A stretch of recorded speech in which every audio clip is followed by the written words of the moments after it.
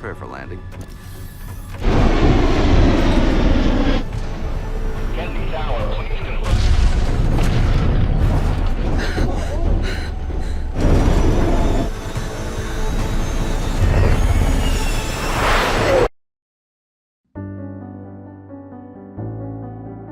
Halo semuanya, selamat datang di Movie Crop. Gimana kabarnya nih? Semoga kalian dan keluarga selalu sehat dan bahagia ya. Kali ini, Movie Crop akan menceritakan sebuah film berjudul 2lebih 22. Merupakan sebuah film yang disutradarai oleh Paul Curry. Rilis pada tahun 2017, menceritakan tentang Dylan Brunson, yaitu seorang pria yang bekerja sebagai pengatur lalu lintas pesawat di Bandara New York. Tugasnya sangatlah penting, yaitu mengatur lalu lintas pesawat yang take off ataupun landing di bandara tersebut. Hingga suatu ketika, sebuah peristiwa yang melibatkan dua pesawat celaka hampir saja terjadi. Nah, gimana kisah dari film ini? Gak usah lama-lama lagi, langsung aja Mimin ceritain filmnya.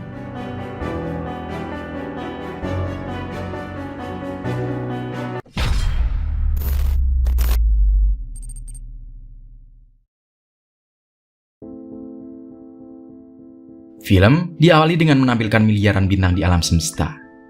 Sang tokoh utama berkata, jika kita bisa mencari serta menyusun sebuah pola yang membentuk rasi bintang, maka kita dapat memprediksi masa depan. Setelah itu diperlihatkan keadaan sebuah stasiun. Terlihat seorang pria yang menodongkan pistol tepat di jam 2:22. Namun itu hanyalah sebuah mimpi. Sang tokoh utama bernama Dylan terbangun. Dia nampak sedang bergegas berangkat kerja di pagi hari itu. Dylan merupakan petugas lalu lintas pesawat atau air traffic control. Sehingga pekerjaan Dylan sangatlah penting untuk mengatur ketertiban pesawat. Kemudian diperlihatkan kemampuan menganalisa dari Dylan yang sangat terencana dan akurat. Kegiatan yang dilakukannya ini terus berjalan normal setiap harinya, hingga membuat Dylan sedikit merasa jenuh menjalani pekerjaannya ini.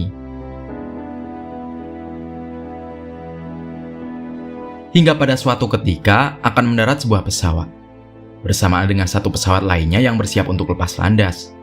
Namun, terlihat Dylan yang tiba-tiba mulai menganalisa sesuatu, tepat di jam 2:22 hingga membuatnya melamun. Apa yang dilakukan Dylan menimbulkan kepanikan dari para pilot. Karena isyarat dan perintah dari Dylan sangatlah penting untuk keselamatan para penumpang.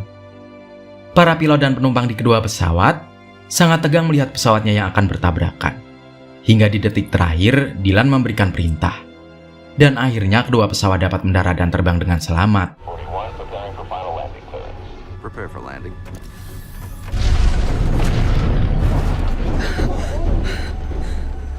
Dylan, you didn't hold him? Kennedy Tower, please confirm.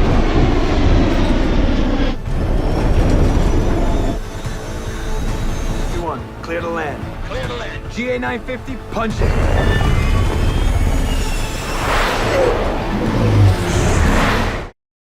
Para rekan kerja dibuat takjub dengan keputusan berani yang diambil oleh Dylan.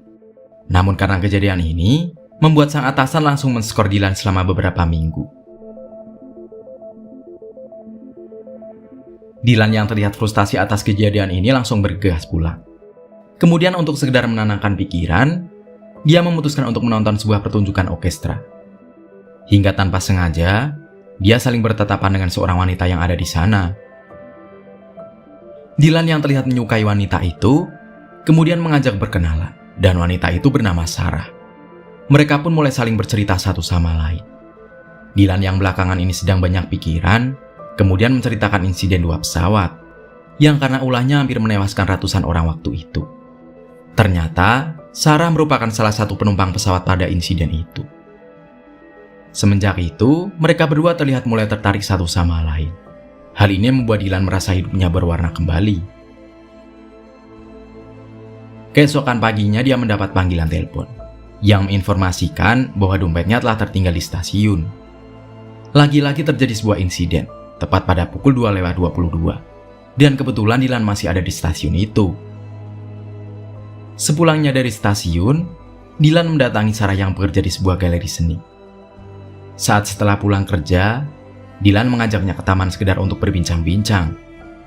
Sepulang dari taman, mereka kemudian menuju ke kamar sekedar untuk melepas rasa dahaga. Saat di sanalah tanpa sengaja Dylan melihat sebuah kalung yang dikenakan Sarah. yang didapatkannya dari mantan kekasih saat hari ulang tahunnya. Dylan yang mengetahui tanggal ulang tahunnya pun terkejut, karena diketahui bahwa mereka lahir di tanggal dan bulan yang sama. Kemudian Sarah dan salah seorang rekannya yang bernama Jonas sedang mempersiapkan set untuk pementasan galeri. Jonas yang mencium bau parfum yang dipakai oleh Sarah sadar bahwa itu adalah parfum pria. Dia pun menyimpulkan bahwa Sarah sudah memiliki kekasih. Ternyata si Jonas ini adalah mantan Sarah. Dan dia cemburu mengetahui Sarah yang kini sudah memiliki kekasih baru. Di sisi lain, Dylan sedang berangkat ke stasiun menggunakan taksi. Terlihat sang sopir terburu-buru melewati jalan pintas. Karena Dylan yang mempunyai firasat buruk, terjadilah perdebatan. Benar saja, kejadian buruk pun menimpanya saat itu juga.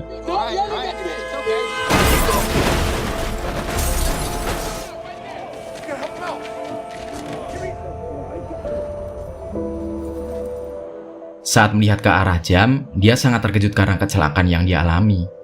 Lagi-lagi terjadi pada pukul 2:22. Dylan mulai menceritakan tentang keanehan ini kepada Sarah. Dia bilang bahwa sudah 3 hari berturut-turut dia mengalami hal yang sama, dan terus terjadi berulang-ulang. Sarah pun mengira hal ini hanya suatu kebetulan saja. Dari sinilah Dylan mulai hafal, dengan urutan kejadian yang sudah dia lalui. Dia kemudian mencatat semua kejadiannya beserta waktu dan tempatnya. Karena Dylan yang makin yakin dengan hal ini, kemudian merincikan mulai dari pesawat lewat, mobil mengerem mendadak, kaca pecah, dan sampailah di stasiun. Seperti diawali pelukan, anak-anak yang lalu lalang, ibu hamil, hingga sampai puncak kejadian tepat pada pukul 2:22. Kemudian Dylan pun mendatangi tempat galeri seni, di mana hari ini sedang diadakan pertunjukan hologram 4 dimensi karya Jonas. Tanpa diketahui Dylan, ternyata hologram ini menampilkan dengan jelas suatu kejadian yang ada pada mimpinya. Dan karena hal ini, membuat Dylan langsung kesal pada Jonas, karena dia mengira Jonas telah memata-matainya. Hingga datanglah seorang pemilik galeri yang tampak terkesima dengan karya Jonas, yang menampilkan reka adegan peristiwa penembakan di stasiun, yang ternyata pernah terjadi di masa lalu. Dylan yang baru menyadarinya lantas terkejut. Sarah yang merasa dibuat malu lantas meminta Dylan untuk keluar. Keesokan harinya, Dylan pun makin dibuat bertanya-tanya tentang misteri pembunuhan ini yang ternyata pernah terjadi, dan apa kaitannya dengan waktu di jam 2:22. Hingga tak sengaja, dia menemukan dokumen masa lalu yang tersembunyi di atas balkon. Lalu pada malam harinya, Dylan yang makin dibuat penasaran, lantas mencari informasi tentang peristiwa ini. Dan ditemukanlah fakta bahwa peristiwa ini dilatar belakangi oleh rasa cemburu dari pria yang bernama Noah kepada Jack yang terus bersama Evelyn, atau orang yang dicintainya. Karena hal itulah, terjadi insiden penembakan hingga membuat semuanya tewas. Dylan yang mendapatkan alamat pada surat itu, lalu segera mendatanginya. Bertemulah dia dengan adik dari Evelyn. Sang adik pun menceritakan kejadiannya dengan rinci, di mana Evelyn dan Jack sebenarnya sedang menjalin hubungan, dan diketahui pula bahwa tanggal lahir mereka sama. Hingga datanglah Noah yang seorang detektif memfitnah Jack, bahwa dia merupakan seorang kriminal. Noah pun membawa Evelyn untuk pergi, meninggalkan Jack tepat di hari ulang tahun Evelyn dan Jack. Jack yang tahu lokasi mereka pun langsung mendatangi stasiun. Dan kemudian dia tidak terima dengan perkataan Noah yang memfitnahnya. Noah yang sudah terlanjur cemburu dan emosi, dia pun lantas menembak Jack dan juga Evelyn, tepat pada jam 2:22. Tujuannya agar Evelyn dan Jack tidak akan pernah bersama. Dylan tak sengaja melihat kalung yang dipakai oleh adik Evelyn. Kalung tersebut sangat mirip seperti yang dikenakan Sarah. Dari sinilah Dylan mulai menyadari bahwa semua ini tentu berkaitan langsung dengan Sarah, Jonas, dan dirinya. Dia merenung, kejadian seperti itu juga berpotensi bisa terjadi pada mereka saat ini. Karena itu Dylan mulai menjelaskan ini semua kepada Sarah, agar kejadian masa lalu tidak akan terulang pada mereka. Namun nampaknya, lagi-lagi Sarah masih tidak percaya, dan menganggap ini sebuah kebetulan dan mustahil bisa terulang kembali. Dylan berkata bahwa esok hari mereka akan mati bersama-sama.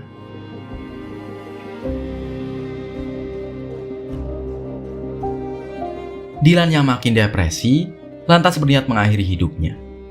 Namun tanpa sengaja dia memandangi rasi bintang, yang nampak memberikan sesuatu jawaban. Dan karena itulah Dylan memutuskan untuk melawan kutukan tersebut dengan caranya sendiri. Di sisi lain, Sarah yang sedang dilanda patah hati kemudian mendatangi Jonas. Di sini Jonas malah memanas-manasi Sarah. Dia juga memfitnah Dylan hingga membuat Sarah makin putus asa akan hubungannya dengan Dylan. Hari pun berganti. Dylan terlihat mendatangi rumah Jonas. Tidak ada siapa-siapa di tempat itu, hingga dia dikejutkan dengan sekumpulan foto dari Sarah di ruangan Jonas. Jonas begitu terobsesi dengan Sarah. Dan Dylan pun semakin yakin bahwa Jonas seperti Noah di kejadian masa lalu.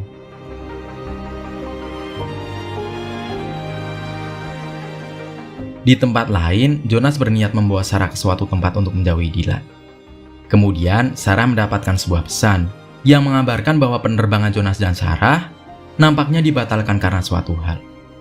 Dan oleh karena itu, mereka berganti moda transportasi dengan kereta, dan mereka pun menuju ke stasiun. Justru dari sinilah ketakutan terbesar dari Dylan akan bisa terjadi. Sarah yang melihat beberapa kejadian di stasiun baru merasakan ada yang janggal dengan semua ini.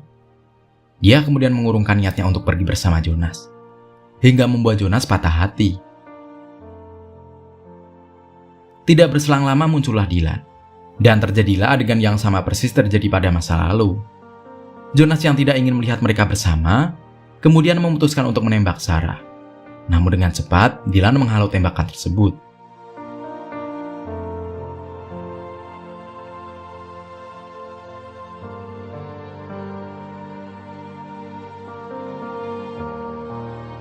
Hingga tiba pukul 2:22. Dengan cepat, para polisi pun langsung menembak Jonas hingga tewas. Dengan kondisi sekarat, Dylan terus memandangi Sarah sembari meminta maaf. Dan ajaibnya, jam sudah menunjukkan pukul 2:23, yang artinya Dylan berhasil melewati ini semua, sekaligus dapat mematahkan kutukan waktu tersebut. Hingga pada akhirnya, Dylan dan Sarah dapat bersatu untuk melanjutkan kehidupan. Dan kemudian, film pun berakhir.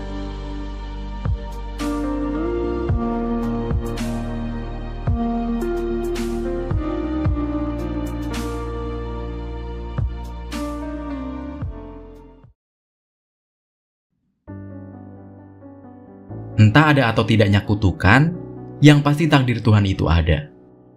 Yakinlah jika itu jalanmu, maka terus kejarlah selagi kamu mampu dan yakin. Seperti Dylan yang terus yakin dapat mematahkan kutukannya dan bersatu dengan Sarah. Nah, menurut kamu, pesan moral apa yang dapat kamu petik dari film ini? Dan seperti biasa nih, dari 1 sampai 10, berapa nilai yang mau kamu kasih buat film ini? Tulis pendapatmu di kolom komentar ya. Sekian cerita kali ini, semoga kalian suka dan terhibur. Makasih udah nonton bareng sama Mimin. Mimin pamit, dadah.